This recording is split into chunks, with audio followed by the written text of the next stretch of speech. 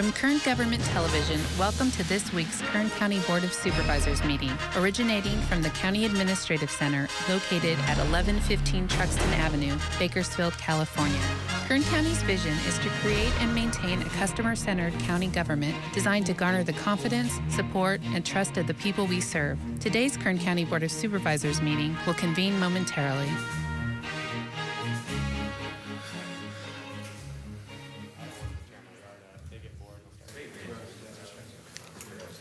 Okay, board to reconvene. Madam Clerk, please call the roll. Supervisor Peters. Here. Supervisor Scribner. Here. Supervisor Maggard. Here. Supervisor Couch. Here. Supervisor Perez. Here. Okay. Good afternoon and welcome to the Tuesday, December 14th, 2 p.m. meeting of the Kern County Board of Supervisors. We'll first hear from County Counsel Margot Razon for a report taken on action in closed session. Good afternoon, Chairman Peters, members of the board. This morning in closed session, you met on items 41, 43, 44, and 45. Item number 42 was withdrawn, and there is no reportable action. Thank you. We'll begin by considering the consent agenda. All items listed with a CA or C above the items are considered to be routine and non-controversial by county staff. The CA represents the agenda for the Board of Supervisors, while the C represents the consent agenda for the Kern Sanitation Authority. Consent items will be considered first and may be approved by one motion. If members of the public wish to comment or ask questions regarding an item on the consent agenda, they may do so prior to a vote being taken. Members of the board may remove any item from the consent agenda and it will be considered in listed sequence, with an opportunity for any member of the public to address the board concerning the item before action is taken. Members of the public may also comment on any closed session items.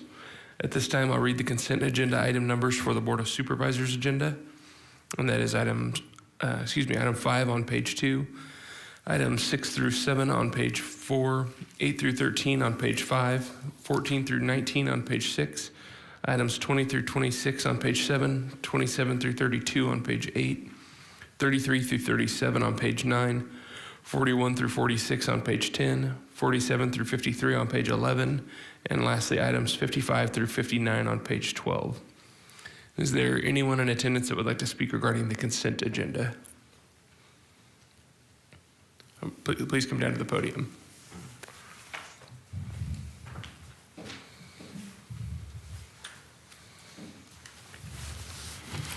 Hi, my name is Joe Hoover. I own property just south of the development over by Highway 58 for the solar, and I'm real concerned over a number of issues with the rate at which this is being approved, and I'm concerned about things. Excuse me, real quick. I believe this is item number 5. Is that correct, Kathy? I believe so. Are you speaking to the Belfield solar project? The Belfield, that's yes, that's right. item number 5. Yeah. Oh, okay, that is actually off consent, so. Oh, it's on consent. Oh, I'm sorry, I've got my notes here mistaken. Go ahead and continue. Sorry about that. Okay, in my judgment, there's a lot of issues that are kind of not adequately nailed down to make a good decision on it. My family's owned a property very close to that development for many decades, and we use it for a number of purposes. And but we're also concerned about some of the environmental issues with the turtles and the other animals, and we're concerned about possible pollution from batteries that seem to always give trouble, and they're going to have lots and lots of batteries. I'm concerned about radio interference from the lots and lots of inverters that will be part of this project, and I know what the FCC does with regard to that. They measure one inverter, and they don't consider the cumulative effect of thousands of inverters. And so our property we've always used for radio purposes, and we're going to be blasted by all this noise, and I suspect it'll be loud enough I'll be able to hear it in Northern California when I know what I'm listening for. So there are a whole bunch of different issues, and your process seems to be going breakneck speed and not really getting to the bottom of some of these issues. And so I hope this can be slowed down a little bit. And I really believe in solar. I want to see solar projects go forward, but I think this is too much of a rush job at the moment. And I only learned about it recently because the notices you mailed me went to an address I rarely visit. And now I think I'm on your mailing list, but it's still very difficult. And to get here today, I shoveled snow at 1 in the morning and drove out on very snowy roads to drive all the way down here. So I'm trying to do my best, but I don't see that this project is getting the due detail that it deserves. And so that's, I think, in a nutshell, my feelings. And some of your staff have talked to me, and they kind of understand in more detail some of my issues. Thank you. Thank you. Supervisor Scribner, did you want to jump in there? I would. Thank you, Chairman. This project's in my district, District 2, and so I'm going to ask our Planning Director and Natural Resources Department Director. Mr. Hoover mentioned turtles and other animal impacts, battery pollution, the radio interference from the inverters, specifically the cumulative effects, and how that might impact any radio usage on his property, and also just in general about the speed of this process in regards to this project. And so if you could address those issues that he brought up, in addition to how the process has evolved up to this point, as far as the ability to comment, et cetera. Thank you. Thank you. Supervisor Scribner, through the chair, Lorelei Oviatt, Director of Kern County Planning and Natural Resources. As you can see in front, we have done a complete environmental impact report. These are the copies of the printed binders. We have looked in detail at every single issue, as we do with all solar projects. This project has gone through a completely normal notification project, a notice of preparation for 30 days, an EIR for 45 days, a response to comments, a planning commission, and it is now at your board.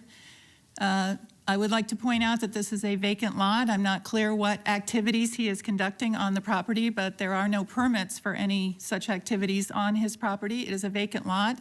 We have taken into account future things that he might be able to build there or do there, and ensured that the solar project will not interfere with that. The impacts on desert tortoise have been addressed. Electromagnetic frequencies that he has raised. Congress has declared that if a solar project or cellular transmitter or battery is built to the standards determined by the FCC, that EMF cannot be taken into account by your board. We have presented that all in the environmental impact report. As well, we have issues with frequency deconfliction with the military installations. We have a mitigation measure, and Edwards Air Force Base, China Lake, and the entire R2508 complex ensures that any telemetry used by this project will not interfere with any of the essential military or other frequencies needed. We understand his concerns, but we do believe we've addressed them. And his, once again, this is a vacant piece of property. We look forward to working with him on the future on whatever it is he wishes to use his property for. But we would ask that you take the whole of the project and the comments that you've received into the record.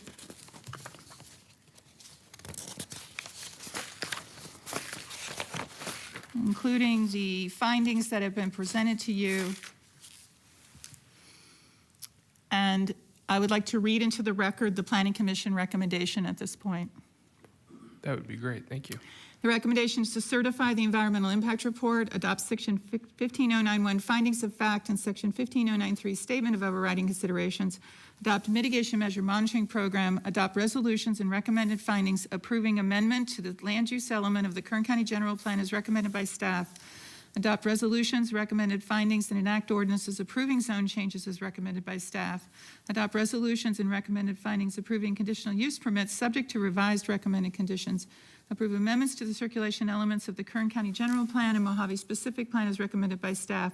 Adopt resolution and recommended findings approving non-summary vacations, accepting and reserving any easements for existing utilities, and direct the clerk of the board not to record the resolution until written verification is received from the Kern County Planning and Natural Resources Department, indicating the necessary applicable access easements have been recorded by the applicant for the benefit of all affected parcels, and approve the memorandum of understanding agreement and authorize the Board of Supervisors chairman to sign. Ms. Oviatt, if I may, Mr. Chairman, thank you for reading that into the record. This item remains on consent, and so I'll make a motion to approve the consent agenda and to adjourn as the Board of Supervisors and reconvene as the Kern Sanitation Authority. Second. Thank you. Before we take a vote, are there any other members of the public that would like to speak on the Board of Supervisors consent agenda? Okay, seeing none, please cast your votes. The motion is approved. All ayes. Congrats, Brian. Good seeing you. Okay, we are now sitting as the Kern Sanitation Authority and will consider the consent agenda, which includes items C1 and C2. Are there any members of the public that would like to speak regarding this consent agenda? Any members of the board like an item removed for discussion?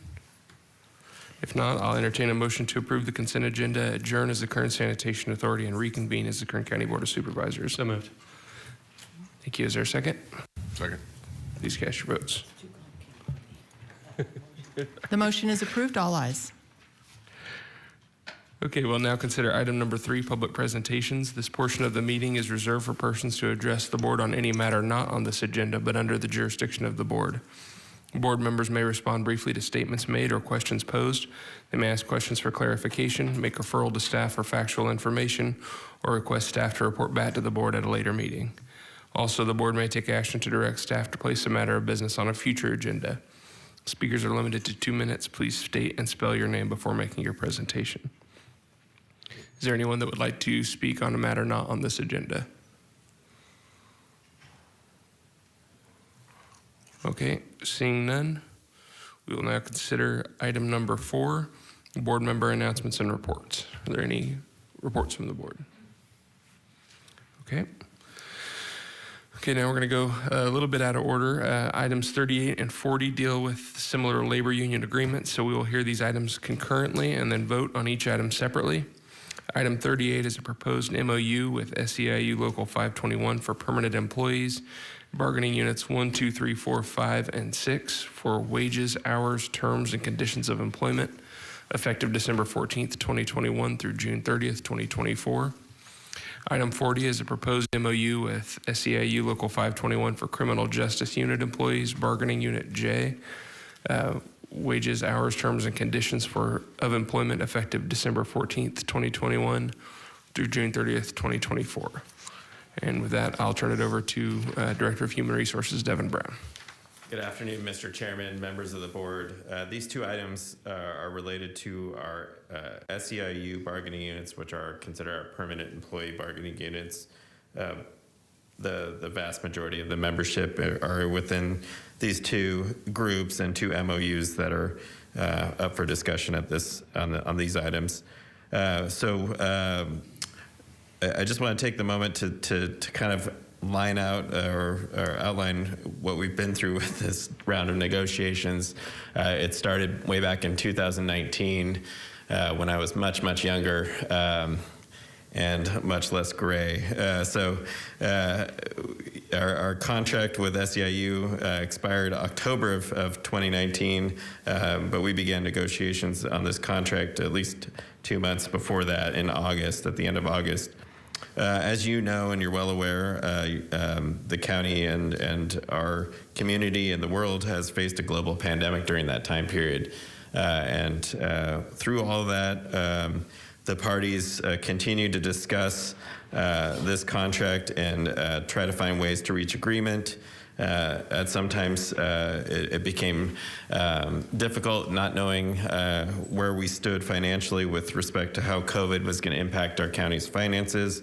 But we were able to, through the last couple of years, steadfastly meet and mostly virtually, which was a new thing for labor during the pandemic, and come to an agreement on a longer-term contract than we've typically had over the last few years with SEIU and their bargaining team. I just want to take this moment to thank my team, which was made up of Jim Zervis, our Chief Operating Officer, and Eric Nesbitt, our Deputy Chief HR Officer, and at times the other folks in my office that were a part of those negotiations. And also take this opportunity to thank the SEIU bargaining team, which was led by Tania Johnson, who is an SEIU field director for Local 521, and the entire bargaining team, who are made up of county employees in bargaining units 1 through 6, who were instrumental in shaping this agreement that's before you today. And thank them for their efforts and their hard work in achieving these changes for their members and our county employees. The key substantive changes in these two MOUs, I'll kind of walk through them, are the contract term being through June 30th, 2024, and a new compensation structure, which is, we've talked to you before with other MOUs, moving from our 5-step merit-based increment structure to a 10 base COLA step salary schedule with 2% increases between each step, effective this January. We've taken this approach to restructure our compensation so that our employees can have more regular wage growth throughout their careers.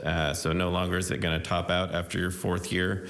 You'll now have 9 years of regular wage growth in any classification with 2% as a base COLA each year. On top of that, we are proposing in this agreement a 2.5% additional COLA effective July of 2022. And that is, again, part of the compensation restructure, is to try to be able to offer those regular COLAs to keep up with cost of living and market adjustments and help us be competitive in the market for labor. The last kind of compensation piece that's related to COLAs is a reopener to discuss an additional COLA for July 2023. On top of those items, similar to our last agreement, we have language included in here to continue discussing equity adjustments for certain classifications that have fallen way below the market, and to implement equity adjustments for certain classifications in our engineering series, our animal control officers, our child support specialists, and some other public works classifications like our gate attendants that are falling below the market. We were able to do that anywhere from 5% to 20%, depending on the classification. And those wage adjustments will go into effect immediately this next pay period. As you know, the minimum wage is continuing to adjust. This year in January, it'll go to $15 an hour. That's the last kind of step before it starts increasing based on a factor of CPI in 2024.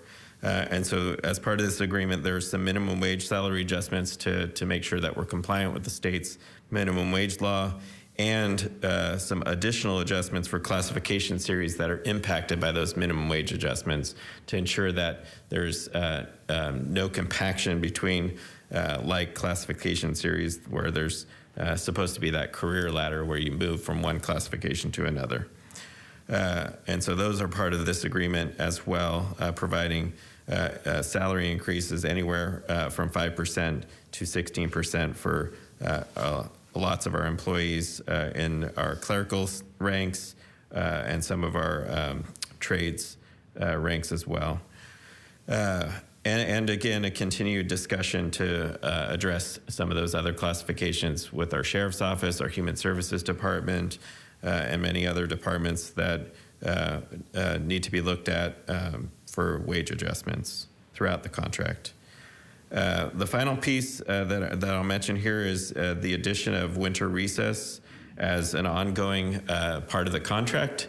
As you know, that's kind of been a new thing for the county. It's been actually 4 years old now, but is something that we've been able to do regularly for our employees during the holiday season, offering additional 3 paid days off in between the Christmas and New Year's holidays. And this agreement makes that part of the contract and not expiring at the end of the contract. And so we're happy to do that and continue that positive benefit for our employees and their families as well during the holiday season.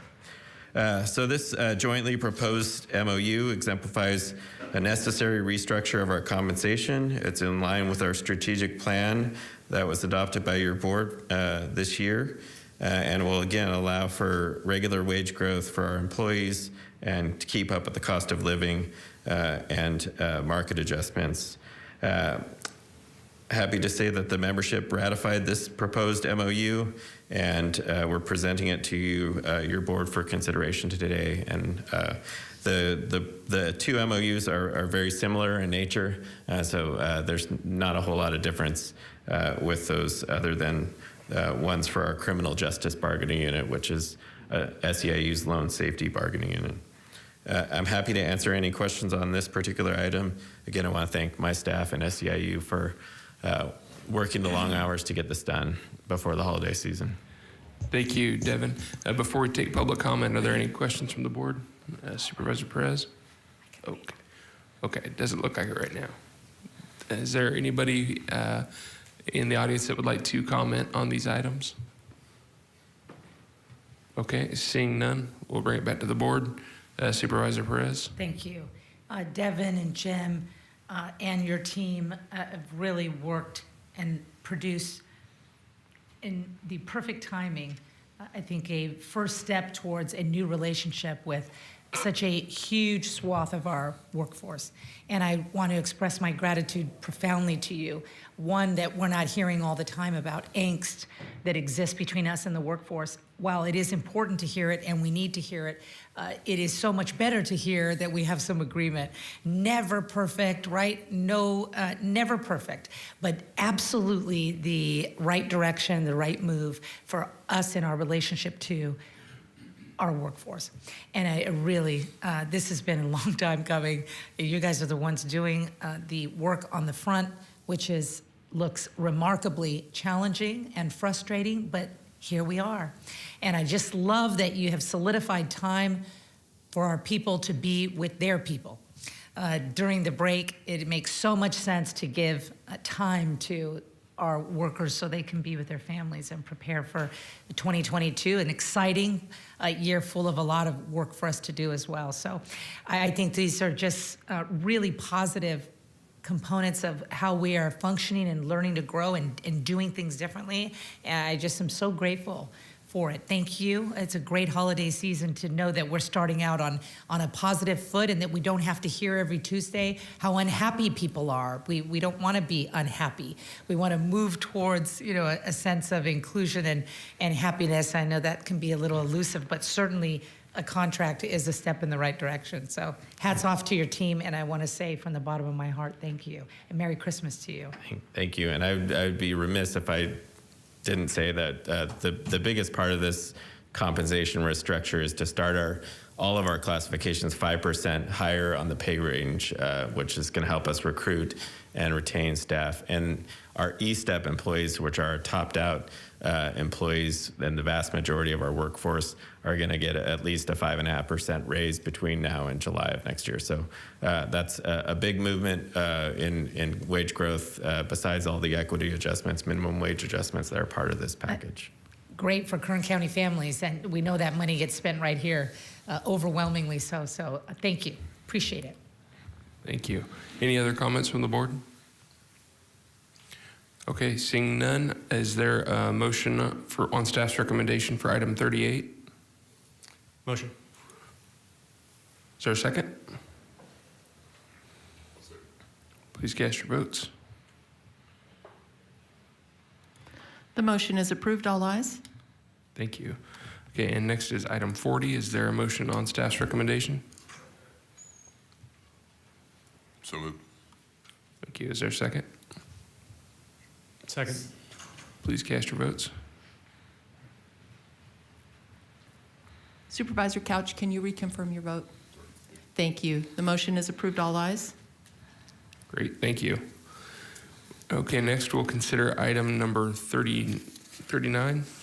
Yeah, 39, which is a proposed MOU with SEIU Local 521 for extra help employees, bargaining units A, B, E, G, and H for wages, hours, terms, and conditions of employment, effective December 14th, 2021 through June 30th, 2024. And I will turn it back over to Devin. Yes, thank you, Chairman, members of the board. This item is, again, for a group of employees who are represented by SEIU Local 521. We've typically referred to them as our extra help employees and or limited duration employees. This one I'm taking a little bit separately because there's a lot of different components to this. When we started out thinking through how to address our extra help employees, we wanted to make this classification or employment type, which has been a 9-month employment type up until this pandemic and temporary in nature, have a little bit more utility for our employees that are going into these arrangements and our departments who are employing them. Some of the questions and calls that we've had from our departments, at least, are the struggle of taking on an extra help employee and then having them not be able to move into a permanent role, and the difficulty of having to replace them every 9 months and take that time off. So when we went into these negotiations, we were thoughtful about how to structure this type of employment to have more utility for our county operating departments and operations in general. So there's a lot of the same items and elements in the previous MOUs that are included in this. Similarly, we have the new compensation structure. The classifications in this bargaining group will all have the 10 base COLA step schedule, and then also the 2.5% adjustment in July as well. Any of the classifications that are receiving those other salary adjustments by minimum wage or equity will also see those as well. But the big kind of differentiating point is we are now moving this employment type from a 9-month type to a 2-year arrangement, which is still limited duration under the scope of employment types. We've been utilizing this during the pandemic as kind of a need that we have to make sure that we have been able to staff our departments and keep people longer. But that emergency is, hopefully coming to an end. But we still wanted to address the need to keep these people longer than 9 months. And so in this agreement, we are changing the term from 9 months to 2 years. Employees in the extra help arrangement can serve 2 2-year terms with a separation of 3 months in between, and that's during any 5-year period. And so the idea is that we're going to keep them longer, again, grow their skills and develop them. And then we're working with SEIU to develop a percentage point where our extra help employees will get extra enhanced examination scores for our permanent jobs that they're applying for in the same classification that they held as an extra help employee. And so that will be based on their ability to successfully complete an extra help term. They will then have a percentage point addition to their examination scores when testing for the same classification in a permanent role. Similar to how we do veterans preference points, we felt like it was important that we are translating the investment that we're putting into these extra help temporary employees, who many departments find to be really high qualified candidates and staff, and giving them additional points in those recruitments. So we're kind of along the lines of what the fire department was doing with their program this morning. We're building that bridge from temporary employment to permanent employment here. And Part of the package also includes the expansion or the incorporation of our holidays as paid holidays. Our extra help have kind of been left behind and not paid for those holidays in the past. So they have to take the time off, but they don't get paid like our other county employees do. And so this would implement holidays along the same lines as our permanent employees get for those employees. In addition, we are required to provide paid sick leave for our employees in this classification. So we're changing that from a paid sick leave to a paid time off category, where they'll be able to earn paid time off throughout the year and can use it for not just sick leave and time off due to family sick leave, but can be used for just regular paid time off as well. And so we're trying to do that with making this employment type a little bit more closely aligned. They still aren't members of KSERA, our retirement system, and so we don't have the cost of retirement associated with our extra help employees, and our extra help health benefits are not as costly as well.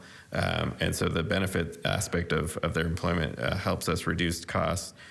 So it's hopeful that we'll have this as an avenue for departments that are looking to hire people for a limited duration beyond the 9 years to utilize this employment type a little bit more frequently and, again, reduce costs, and then build those people into permanent roles. What we're finding in the workforce today is that different generations of the workforce aren't necessarily looking for a 20, 30-year career with any employer, let alone the county. And so this gives that opportunity for them to come in and help us out for a couple years and maybe stay a little bit longer and do another 2-year term, and then either move into a permanent role or, if they're going to separate employment, do that as well. So it's a little bit of an experiment, but we're excited about this. I know departments will be excited about the expanded term and then also the bridge to permanent employees, because I know we lose out on a lot of our extra help employees becoming permanent members of our workforce without that. So those are the main changes. Again, adopting the compensation structure that we did with our permanent units. And so we're recommending that your board approve the proposed MOU for service employees, International Local 521 for extra help employees in units A, B, E, G, and H, and direct our staff to implement those changes. Thank you, Mr. Brown. Are there any members of the public that would like to speak on this item? Okay, seeing none, we'll bring it back to the board. Any questions or comments? Motion on recommendation. Second. Thank you. Please cast your votes. Thank you, Devin. Thank you. The motion is approved. All ayes. Great. Our last item is number 54, a proposed ordinance amending Chapter 2.06, Title 2 of the Kern County Ordinance Code to adjust the boundaries of supervisorial districts 1 through 5 following the 2020 federal census and to meet federal, state, and local requirements. For that presentation, I'll call on our County Counsel, Margot Reza. Thank you. Good afternoon. During last week's board meeting, your board voted to introduce an ordinance formalizing new supervisorial district boundaries. This was done as a result of the action taken by your board on November 16th, when your board adopted a map with new supervisorial district boundaries. The redistricting process followed by your board over the past many months complies with the Federal Voting Rights Act and the California Fair Maps Act. This week, the agenda item before you is the final step in the redistricting process, namely enactment of an ordinance that formalizes the boundaries of the map you adopted on November 16th. It is staff's recommendation that your board enact the ordinance to amend Chapter 2.06, Title 2 of the Kern County Ordinance Code to adjust the boundaries of supervisorial districts 1 through 5 following the 2020 federal census to meet federal, state, and local requirements. Thank you. Thank you. Are there any members of the public that would like to speak on this item? Seeing none, are there any questions or comments from the board? If not, I would entertain a motion on staff's recommendation. I'll move approval. Second. Thank you. Please cast your votes. The motion is approved, 4 ayes, 1 opposed. Supervisor Perez. Thank you.